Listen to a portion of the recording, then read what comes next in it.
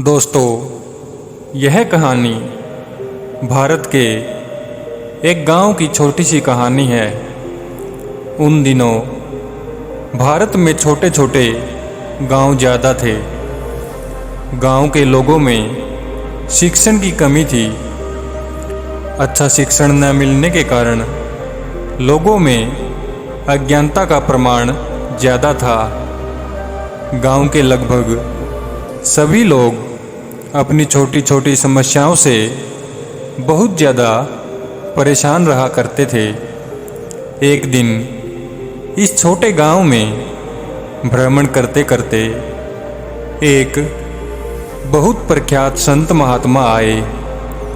यह संत किसी भी व्यक्ति की समस्या चुटकियों में हल करने का सामर्थ्य रखते थे। इस बात की चर्चा पूरे गांव में होने लगी। एक एक करके सारे गांव वाले संत के पास आकर इकट्ठा हो गए। सबको अपनी अपनी परेशानियों का हल जानने की जल्दी लगी हुई थी।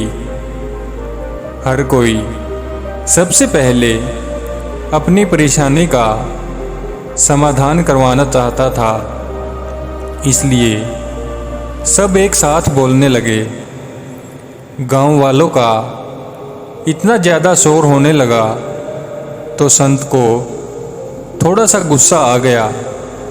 उन्होंने ऊंची आवाज़ में सबको चुप रहने के लिए कहा।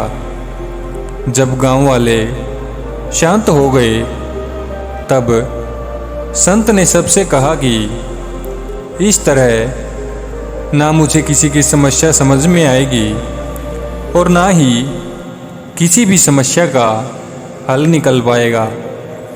मैं जैसा बोलता हूँ वैसा करो तो मैं सबकी समस्या का समाधान कर दूँगा।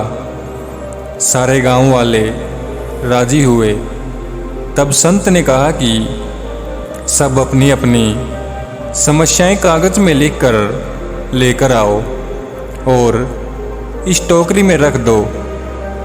सभी गांव वालों ने अपनी अपनी समस्याएं पर्चियों में लिख दी और उन्हें टोकरी में डाल दी।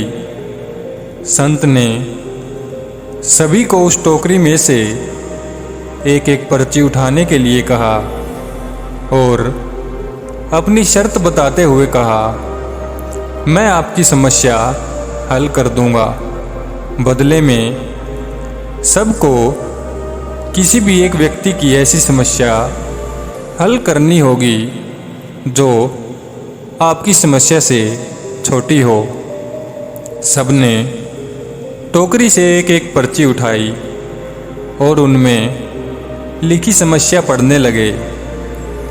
हर एक गांव वाले का चेहरा देखकर साफ पता चल रहा था कि उन्होंने जो भी समस्याएं पढ़ी वो उनकी अपनी समस्या जितनी या उससे भी बड़ी लग रही थी, क्योंकि वे सभी आपस में पर्चियां बदलकर समस्याएं पढ़ रहे थे।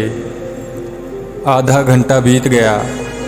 तब सबने संत को अपनी अपनी पर्चियां दिखाते हुए कहा कि महात्मा, हम समझ गए हैं कि हमारी समस्याएं केवल हम ही हल कर सकते हैं। इसलिए हम अपनी खुद की लिखी पर्ची हाथ में पकड़े हुए हैं और अब हम खुद ही इनका निवारण करेंगे।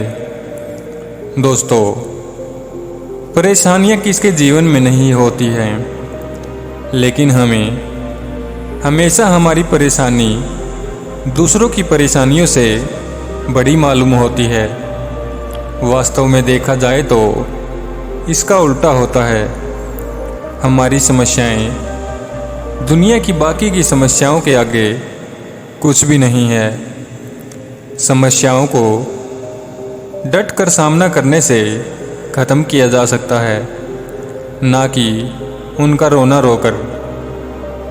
धन्यवाद दोस्तों।